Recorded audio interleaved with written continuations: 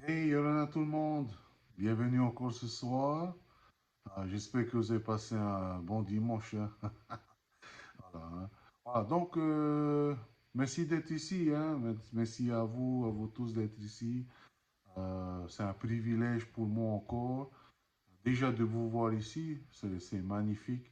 Et c'est un privilège de partager, hein, chacun de nos connaissances avec ceux qui aiment vraiment la parole de Dieu, hein. Avant de commencer, je vais à faire une prière et ensuite on va commencer notre étude, hein. Voilà. Seigneur mon Dieu Tout-Puissant, je voudrais te remercier pour ton amour et je voudrais te remercier pour ta grâce. Que ton nom soit glorifié et que ton nom soit béni. Je te remercie encore de nous avoir emmenés ici aujourd'hui, de nous avoir donné cette opportunité de pouvoir partager ta parole. Gloire et honneur te soient rendus et merci pour ta parole de nous enseigner. Seigneur Tout-Puissant, je te remercie encore pour toutes choses. Dans le nom de Jésus-Christ, Saint-Esprit, aide-moi à partager ce que tu as mis dans mon cœur, hein. Et aussi aide et parle-nous, parle-moi, parle les personnes qui sont de l'autre côté de l'écran. Que ton nom soit glorifié, que ton nom soit béni. Dans le nom de Jésus-Christ, Amen. Voilà. Il y en a tout le monde. Donc aujourd'hui, on est dans le livre de j'ai ma Bible là, vite fait. Là, on est dans le livre de Deutéronome et on va terminer, on fait le livre de Deutéronome. Et en fait, on va terminer la Pentateuque, hein. On va terminer la Pentateuque. La Pentateuque qui sont les 5 premiers livres de la Bible. Et Penta, d'où 5. Ou la Pentateuque, comme je vous l'ai dit, ça vient du mot grec en fait, parce que n'oubliez pas, je vous ai dit, le Nouveau Testament est écrit en grec et beaucoup de personnes ne pouvaient pas comprendre l'hébreu.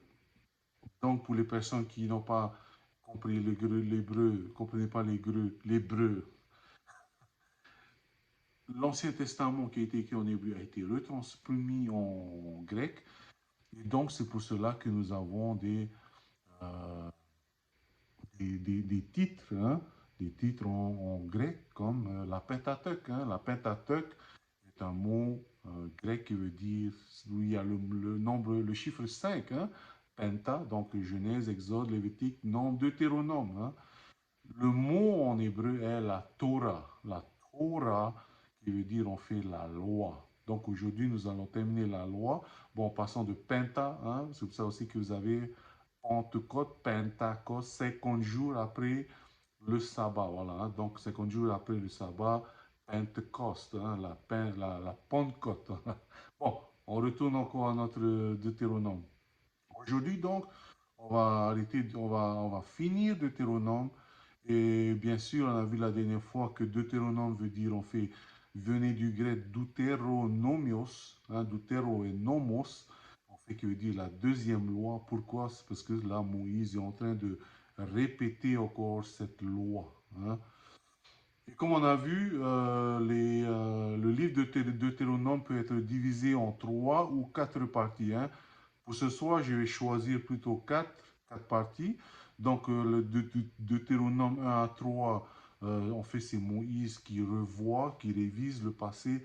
Comme, hein, dans le contexte, l'ancienne génération qui sortit d'Égypte n'est plus là. Et donc, Moïse maintenant s'adresse à la nouvelle génération.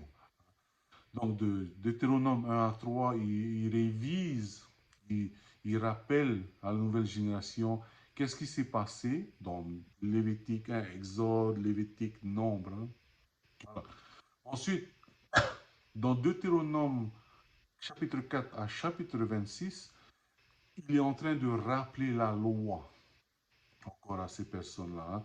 Il rappelle la loi de Deutéronome chapitre 27 au chapitre 30. Il est en train de préparer alors le futur de cette génération, hein. Donc là, il est en train de passer du temps à les rappeler, et quand vous allez entrer dans ce pays, faites attention, voici ce qui va se passer, hein. Et de Deutéronome chapitre 31 à 34, c'est plutôt comme un adieu de Moïse, hein. Un adieu de Moïse, parce que le livre de Deutéronome, à la fin du livre de Deutéronome, le dernier chapitre, c'est là où on montre que Moïse en fait, c'est là qu'il décède, hein, voilà. Hein. Donc, de Deutéronome chapitre 1 au chapitre 3, comme je vous l'ai dit, c'est la révision du passé. Moïse est en train de révéler, de répéter à la nouvelle génération toutes les erreurs que l'ancienne génération a fait. Vous vous souvenez dans Nombre, hein, c'était presque arrivé, ils sont en fait arrivés juste à la frontière, aux portes du pays promis, mais ils avaient tellement douté que Dieu ne les a pas permis d'entrer dans ce pays qu'il avait promis déjà à Abraham, à son fils Isaac, à Jacob. Hein. En fait, Jacob, son nom est devenu Israël, et donc c'est pour ça qu'on appelle tous ses descendants les Israélites. Hein. Voilà. Donc, l'ancienne génération qui est sortie d'Égypte, c'est vrai parce que pendant 400 ans, ils étaient juste là et pendant 400 ans, il y avait l'esclavage. Donc, cette première génération qui était sortie d'Égypte, ils avaient une mentalité juste d'esclave, et donc vraiment soumise et peut-être sous le fardeau vraiment, hein, voilà. Hein. Donc c'est peut-être aussi pour cela qu'ils avaient toujours le doute. Et là, le problème qu'ils avaient, donc comme on a étudié dans Nombre, le problème qu'ils avaient, c'est qu'ils doutaient et ils murmuraient toujours. Hein. Voilà, imaginez que hein, vous avez, je suis sûr que vous avez déjà au moins une personne, vous connaissez une personne dans votre vie qui est toujours là à se plaindre et toujours là à mouamou. Hein. Et à la fin, ben, tu ne veux plus passer du temps avec ces personnes. Hein, voilà. Donc imaginez à peu près 1 million de personnes qui murmuraient, qui râlaient. Hein. Est-ce que vous connaissez des râleurs en Tahiti, hein? Il n'y a pas beaucoup, hein? Bon, voilà. Et, je sais que hein, moi, bon, tout le monde connaît, il y a des râleurs. Bon. Et là, ces personnes, Dieu les a sortis d'Égypte, de l'esclavage, les a fait traverser la mer Rouge, les a donné de la nourriture. Et malgré cela, il râle et il râle tout le temps. Et Dieu, qu'est-ce qu'il a fait? Voilà. Ça, c'est la raison pour laquelle Dieu ne les a pas permis d'entrer dans le pays promis. Hein. Donc, à un moment donné, ils ont tellement râlé qu'ils se sont dit, ah, Dieu n'a même plus pitié de nous et il n'a même pas pitié de nos enfants. Il ferait mieux qu'il nous ramène en Égypte ou qu'on meure dans le désert. Ben, vous savez quoi? Dieu a fait ceci. Toute cette génération qui râlait, la génération d'adultes qui sont qui râlaient, eux, n'ont jamais pu entrer en Égypte. Hein. Donc, quand tu comptes, ça fait à peu près 1,2 million de personnes. Hein. Imaginez 1,2 million de personnes qui sont morts en l'espace de 40 ans, hein, 38 ans, hein, parce qu'ils sont restés 1 an et demi sous le mont Sinaï, là où on a donné la loi. Hein. Ils ont compté tout ça, où ils ont commencé à faire le tabernacle. 1,5, 1,4 million de personnes qui sont mortes en l'espace de 40 ans. Ça fait à peu près une moyenne peut-être de, à peu près, je calcule vite, 84, 85 morts par jour, hein, pendant 40, pendant 38 ans, hein, voilà. Hein. Donc la nouvelle génération peut-être se dit, il y a quelque chose, voilà. Hein. Et donc là, Moïse les rappelle, hey, il faut arrêter de râler toujours parce que Dieu nous a fait sortir d'Égypte et voilà maintenant où vous en êtes. Et donc là, Moïse, du chapitre 1 au chapitre 3, rappelle les endroits déjà où ils sont sortis, où ils se sont arrêtés, ils ont campé, ils sont repartis, ils ont campé, voilà. Hein. Donc du chapitre 1 à 3, c'est ce qu'il raconte, où ils ont campé, de quoi ils râlaient, de quoi ils murmuraient, etc. Et là, Moïse dit, hé, il ne faut pas faire ça. Vous avez le pays promis, Dieu vous donne un pays à vous-même, votre propre pays. Mais voici ce que je demande, que vous m'obéissez. Voilà. Hein. Et donc, là, on arrive donc dans le chapitre 4 au chapitre 26, où Moïse rappelle les lois citées dans Exode, Lévitique et Nombre. Là, il fait un résumé Parce que les lois, finalement, comme j'explique toujours, les lois montrent vraiment les choses qui viennent du cœur de Dieu, hein. J'ai toujours pris cet exemple-là. Par exemple, ma fille, par exemple, quand je lui dis une règle, ne mets pas ta main sur le four, est-ce que ça veut dire que j'aime pas que ma fille touche le four? Est-ce que j'avais dit que je déteste ma fille? Non, mais je veux pas qu'elle se brûle, je veux pas qu'elle ait mal. Et donc voilà pourquoi les lois sont mises de telle façon, hein. Il y a une signification derrière. Si je dis à ma fille, par exemple, Hey, à telle heure, il faut aller se coucher, hein, voilà. Est-ce que ça veut dire parce que je la déteste, ça veut dire que moi, je n'accepte pas qu'elle aille dormir en même temps que moi, hein, parce que de temps en temps, là, je dors tard la nuit, hein. Mais à ma fille, je dis non, à telle heure, il faut que. Est-ce que ça veut dire que je déteste ma fille? Non, ça veut juste dire derrière que je veux qu'elle se lève tôt le matin, comme ça, pour aller à l'école, elle sera bien réveillée, hein. Et donc voilà les lois, en fait, à quoi c'est. Et Dieu donne ces lois vraiment pour vraiment expliquer et qu'il y a un but et pour montrer ce qu'il y a derrière, le cœur qu'il a pour eux, hein. Je voulais l'inverser, hein, parce qu'il y a beaucoup qui disent en fait que les lois, pourquoi ça nous concerne plus ces lois, au contraire. Je vais lire, hein. C'est en fait dans 2 Timothée, chapitre 3, verset 16, hein. 2 Timothée, chapitre 3, verset 16, hein. Donc, toute écriture est inspirée et utile pour enseigner, pour convaincre, pour redresser, pour éduquer dans la justice, afin que l'homme de Dieu soit adapté et préparé à toute œuvre bonne. Voilà. La loi n'est pas là en fait. Quand on lit les Deutéronomes et que Moïse maintenant donne la loi, cette loi n'est pas là pour vraiment punir ou nous assouvir d'une grande lecture quand on lit la Bible, hein. Non. Il est vrai, premièrement, que ces choses sont vraiment arrivées. La loi a été donnée parce qu'à un moment donné, quand Israël est arrivé, il connaissait quoi? Il connaissait que la loi d'Égypte.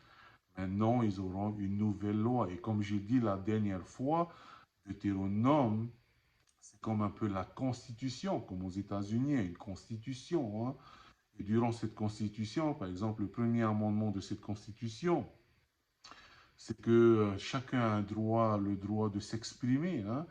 C'est pour ça que chacun peut commencer à ouvrir, par exemple, une dépêche, par exemple, des nouvelles, des journaux, hein. Chacun a le droit d'ouvrir sa propre chaîne de télévision, voilà, hein. Chacun a le droit d'expression. Chacun a le droit d'assembler aussi. Si quelqu'un veut s'assembler pour une fin religieuse, pour une fin politique, voilà, hein. Donc, attendez, il y a quelqu'un qui est venu là.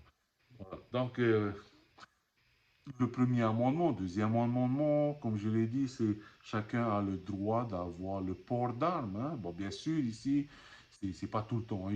Il faut passer par avant d'acheter une arme, il faut qu'on voit d'abord ton passé, etc. Et si tu n'as pas des problèmes mentaux. Mais bon, après, si tout va bien, tout le monde en fait a le droit d'un port d'armes, hein. Voilà. Et donc, ça, c'est une des la Constitution, quelques endroits de la Constitution américaine. Là, dans Deutéronome, de chapitre 4 jusqu'à la fin, pratiquement, vient la Constitution euh, des Israélites quand ils vont commencer à entrer dans le pays promis. Et comme je vous l'ai dit, dans cette Constitution, par exemple, dans la Constitution américaine, par exemple, c'est que chacun a le droit de porter un port d'armes. Pourquoi? Est-ce que c'est pour fusiller tout le monde? Non. C'est vraiment derrière cela, c'est que, c'est que chacun a le droit peut-être aussi d'aller chasser déjà. Chacun a le droit d'aller chasser son gibier, etc. Mais aussi chacun a le droit de se protéger contre quiconque qui veut venir voler dans la maison. Donc voilà la signification derrière le port d'armes. Hein. Ce n'est pas vraiment au premier degré, mais il y a un deuxième ou troisième degré derrière cette loi. Hein. Et pareil pour la loi que Moïse donne aux Israélites. Hein. Bon, on va donner par exemple, hein, attendez, voilà, par exemple, je vous donne un exemple. Par exemple, dans Deutéronome chapitre 6, par exemple. Hein. Bon, tout cela, en fait, c'est vrai que c'est une révision, parce que révision vraiment des 10 commandements. Hein. Mais bon, je vais vous donner des exemples, peut-être que là, vous allez comprendre. Par exemple, dans Deutéronome chapitre 6. Hein, Deutéronome chapitre 6.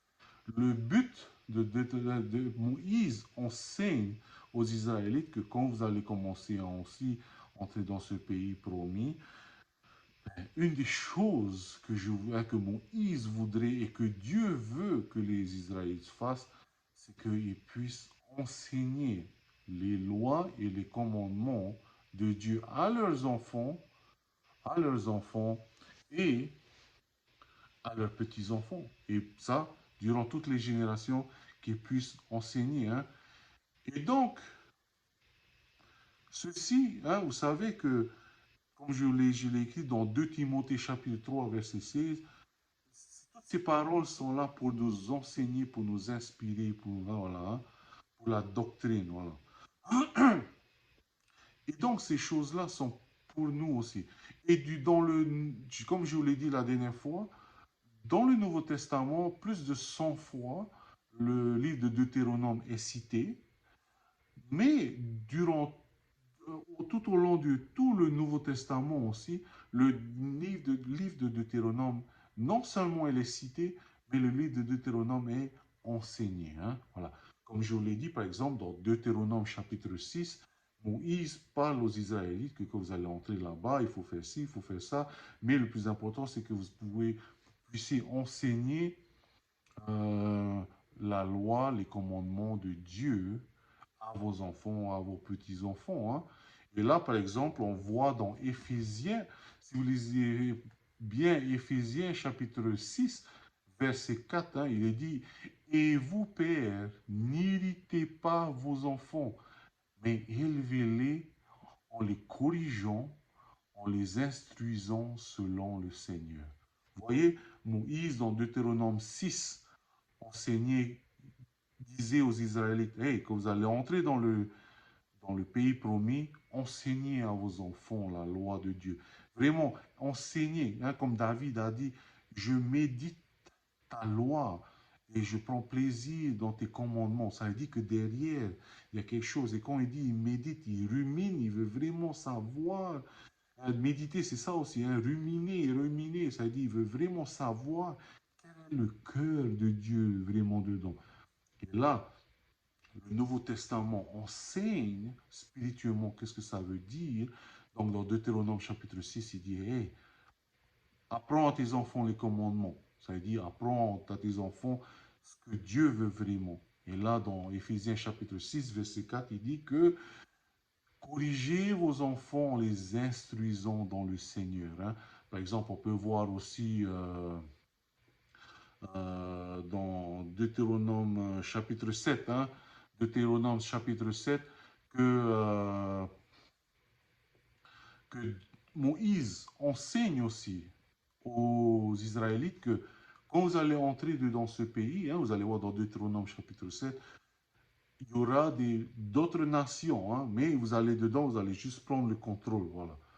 Mais ces nations-là, les Cananéens, voilà, les Cananéens, les Moabites aussi, qui sont autour, et d'autres encore, les Amorites, etc., ou les Termites, non, non, pas les Termites. Euh, voilà. Moïse donc les enseigne, et il ne faut pas mélanger, parce que vous, vous servez le vrai Dieu, mais eux là-bas, ce sont des idolâtres. Donc, faut faire attention, hein, faut faire attention. Et donc, Moïse enseigne ces choses aux Israélites. Bien sûr, maintenant, les Amorites, les Cananéens n'existent pas. Et sûrement, beaucoup de personnes se disent, cette loi, pourquoi cette loi est là?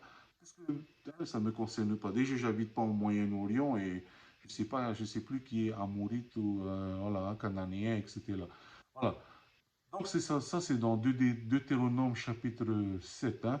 On peut voir par exemple dans 2 Corinthiens chapitre 6, verset 14, hein. Voilà. Du côté spirituel maintenant. Voilà. Ne vous mettez pas avec les infidèles sous un joug étranger, car quel rapport y a-t-il entre la justice et l'iniquité? Ou y a-t-il de commun entre la lumière et les ténèbres? Vous voyez, ça c'est une question par exemple de mariage aussi. Dans Deutéronome chapitre 7, Moïse enseignait aux Israélites, ne vous accouplez pas avec ces personnes, parce que eux ce sont des idolâtres, et vous, vous servez le vrai Dieu. Eux, ils servent un Dieu qui n'existe pas, vous servez un Dieu qui est vivant. Et donc, Moïse enseigne cela aux Israélites.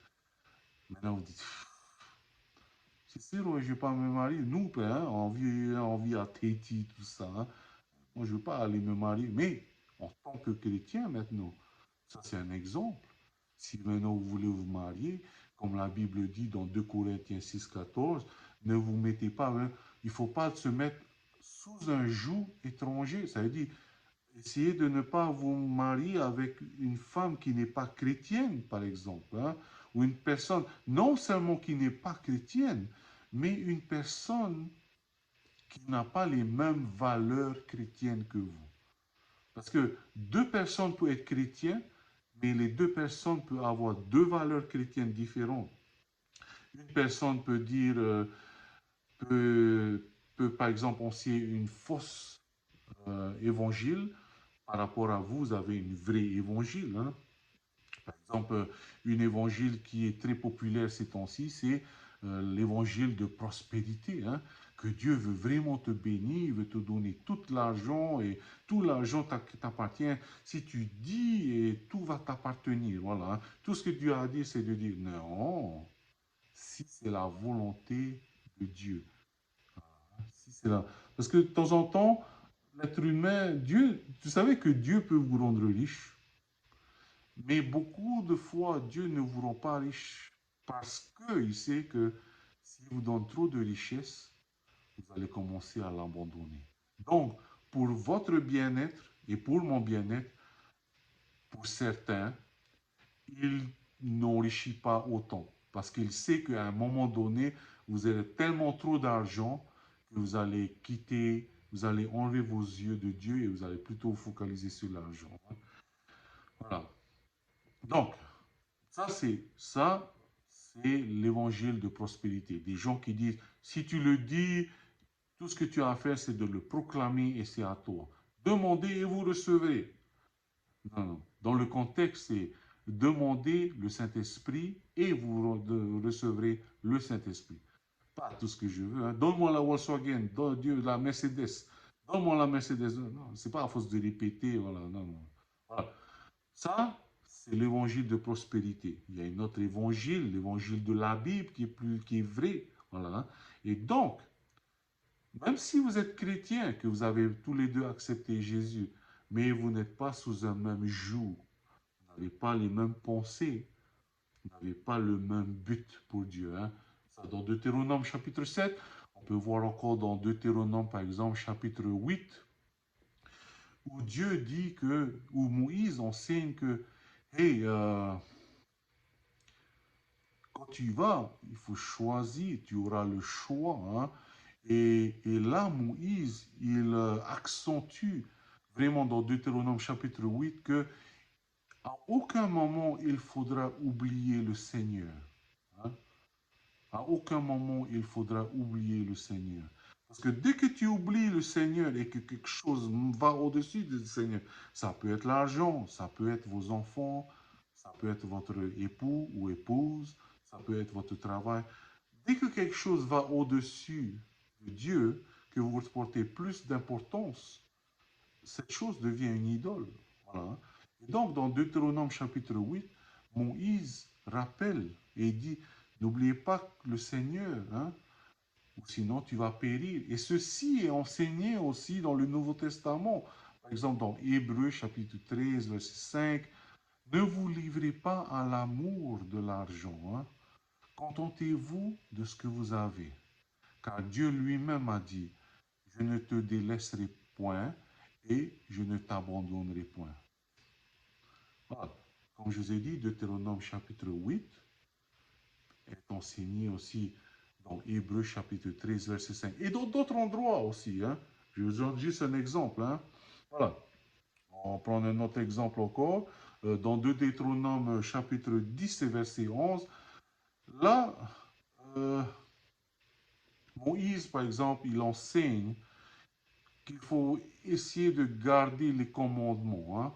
Les commandements, il faut observer les commandements. Voilà. Et bien sûr, parce que hein, vous savez que comme un enfant se sent plus en sécurité quand il y a des règles. Un enfant où il n'y a pas de règles, il est indiscipliné. Et donc là, Moïse hein, montre les règles de Dieu. Voilà. C'est là où tu dois aller. Voilà. Hein. Une personne, un enfant. En fait, qu'est-ce que c'est? Vous savez que quand il n'y a pas de règles, quand il y a vraiment pas de règles, ça veut pas dire que vous êtes libre, en fait. Au contraire, quand il n'y a pas de règles, vous, vous, vous devenez encore plus esclave de votre passion et de votre instinct. Et votre passion et instinct, qui est votre cœur, est pécheur. Voilà. Donc, moins il y a de règles, plus il y a de péché. Voilà. Et donc, là, moins il y a de règles de Dieu, et plus le péché est ouvert à tout le monde. Et là, Moïse montre au peuple d'Israël, gardez bien ces commandements, comme un enfant qui grandit, un enfant a plein d'énergie. Mais si cette énergie n'est pas canalisée, cet enfant n'arrivera à rien. Et là, pareil pour Moïse. Hein? Moïse, il montre aux Israélites les bordures, les endroits où les Israéliens doivent aller. Pas d'adultère, pas de vol, etc. Et donc, et aussi dans les commandements, bien sûr, hein, je crois les 4 premiers, c'est comment vraiment avoir une bonne relation. C'est une relation verticale. Hein. Tu n'auras pas d'idole, tu obéiras à Dieu, tu vas pas prendre le nom de Dieu en vain. Voilà. Ça, c'est vertical. Les 6 autres derniers, c'est une relation horizontale hein, avec les autres. Tu ne commettras pas d'adultère, voilà, etc. Hein. Donc là, Moïse, il dit, hey, obéis au commandement. Et ceci aussi, bien sûr, est enseigné dans plusieurs endroits dans le Nouveau Testament. Et on plutôt prend dans Jean 14, chapitre 15, qui dit, c'est Jésus qui dit, si vous m'aimez, gardez mes commandements. Et moi, je prierai le Père, et il vous donnera un autre consolateur, afin qu'il demeure éternellement avec vous. Voilà. Hein. Donc, vous voyez, même si c'est dans l'Ancien Testament, mais c'est toujours d'actualité. Hein, beaucoup de personnes, l'Ancien Testament, c'est l'Ancien Testament. Ça ne me concerne plus, au contraire. Le Nouveau Testament est en fait la révélation de l'Ancien Testament. Jésus a dit, je ne suis pas venu ici pour détruire la loi, mais pour accomplir la loi. Accomplir la loi veut dire révéler. Hein. Par exemple aussi, il y a dans Deutéronome chapitre 15 où il dit que hein, en fait c'est le jubilé, c'est que tous les 7 ans, hein, dans l'année sabbatique, hein, il y a l'année sabbatique, tous les 7 ans, tous les esclaves devaient être libérés. Parce qu'en fait, les esclaves, c'est pas comme les esclaves comme on connaît. Hein. Les esclaves qu'ils avaient avant, c'est plutôt oui, comme les esclaves, c'est par exemple, quand tu as des dettes, tu vois, devez payer, par exemple, votre maison ou vous êtes esclave de la banque. Voilà, hein, voilà. Et en ce temps-là, c'est comme ça, les gens devaient de l'argent à telle ou telle personne. Donc, pendant 6 ou 7 ans, ils devaient travailler pour cette personne, pour rembourser les dettes. Dans la Bible, il y a même des lois où il dit que certaines personnes ne veulent pas quitter. Ils ont dit, j'ai tellement un bon maître que je ne veux pas le quitter, je vais rester avec lui. Hein. Voilà. Hein. Donc, l'esclavage dont on parle dans Deutéronome n'est pas, ou dans l'Ancien Testament, n'est pas la même signification que l'esclavage qu'on connaît maintenant. Non, avant, c'était juste pour payer les dettes. Et là, dans Deutéronome chapitre 15, on parle du jubilé et on dit que tous les 7 ans, les esclaves devaient être relâchés. Hein. Voilà. Les esclaves hébreux seront libérés dans la 7e année. Et voilà. Et quelle est la signification pour nous? Je n'ai pas d'esclave. Hein? Mon enfant, il a 18 ans, c'est plus mon esclave. Voilà. Hein? Il allait faire le mal pour moi. Non, non, non, non. Voilà. On n'a plus d'esclaves, voilà, bien sûr. Mais nous étions esclaves du péché.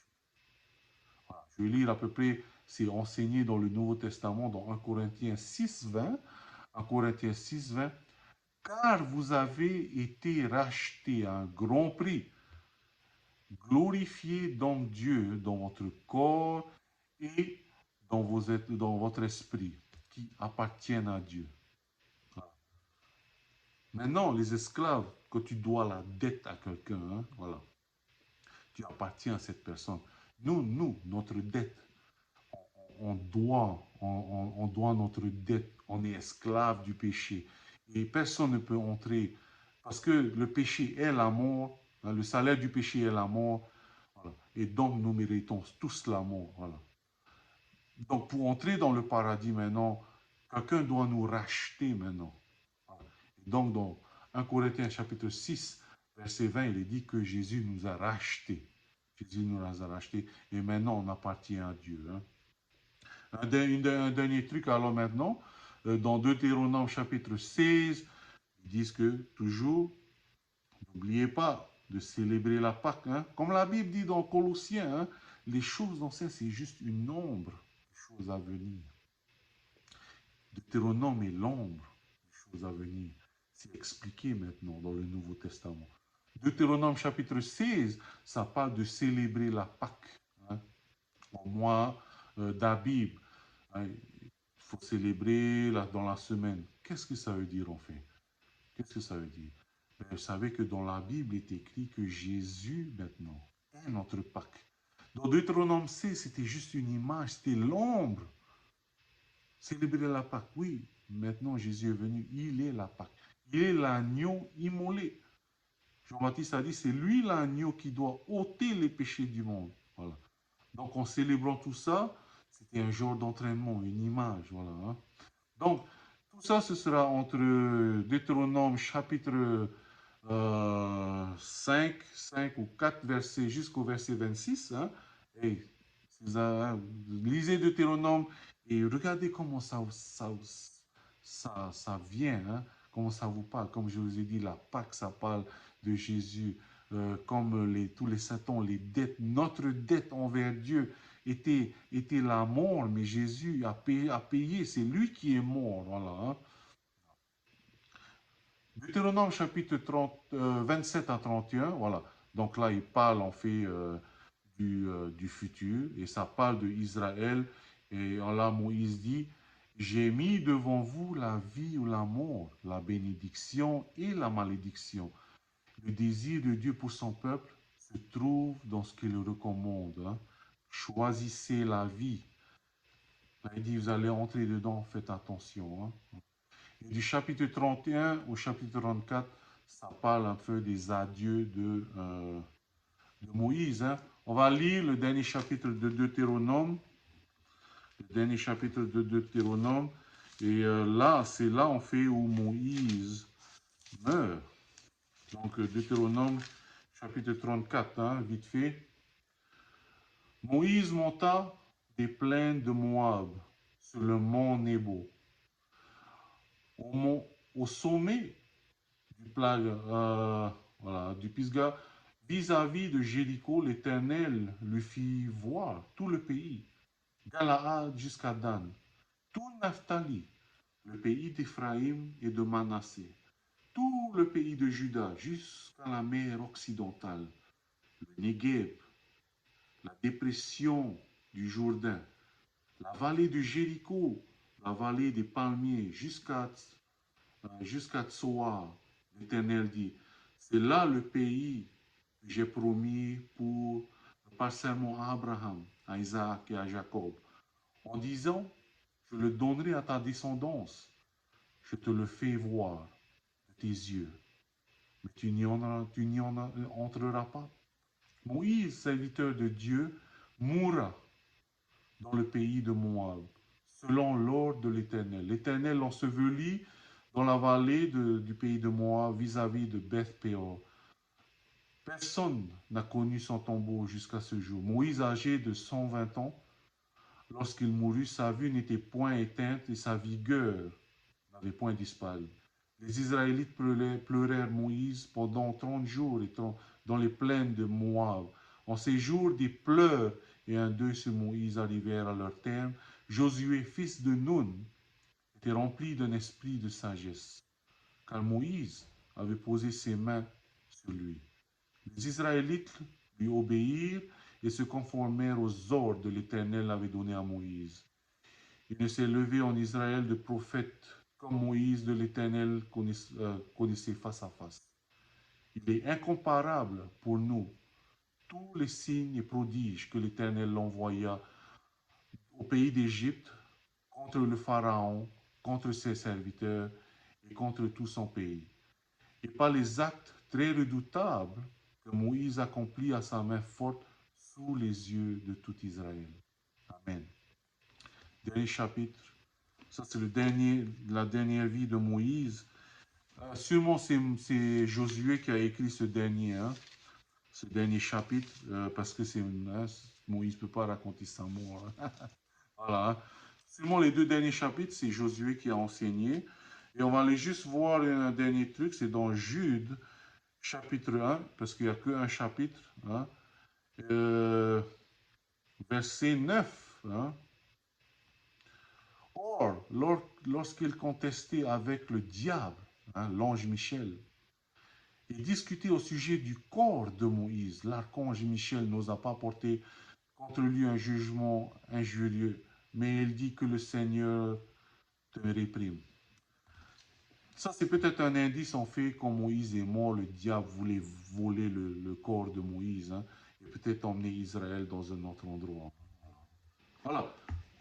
Voilà un peu Deutéronome. Qu'est-ce que c'est Deutéronome? Deutéronome, c'est la loi, c'est l'image de la loi. Mais cela, en fait, nous donne l'espérance que, en ce temps-là, par rapport à la Pâque, parce que qui pouvait en fait obéir à la loi? Qui pouvait obéir à la loi? Personne. Qui peut obéir à la loi? Personne. Il n'y a que Jésus. Et en fait, quand Moïse donne la loi, c'est pour montrer que la grâce allait venir. Et ceci est enseigné dans le Nouveau Testament. Hein. Lisez le reste de Deutéronome et regardez, c'est magnifique. Hein. Voilà. Voilà, hein. Merci, on a terminé la Torah. Merci d'avoir suivi et je vais terminer par une prière. Hein. Seigneur mon Dieu Tout-Puissant, je te remercie pour ta loi, je te remercie pour ta grâce et je te remercie de nous avoir emmenés, Jésus. Je te remercie pour toutes choses et Seigneur, merci de nous ouvrir les yeux au travers de tes commandements. Je te demande de bénir le reste de cette soirée et aussi de bénir cette semaine qui va venir. Que ton nom soit glorifié et aide-nous à connaître ton cœur au travers de ta loi. Dans le nom de Jésus-Christ. Amen. Que Dieu vous bénisse. Passez une bonne nuit. Hein. Et n'oubliez pas, Pasteur Nicolas demain. Hein. Allez, nana.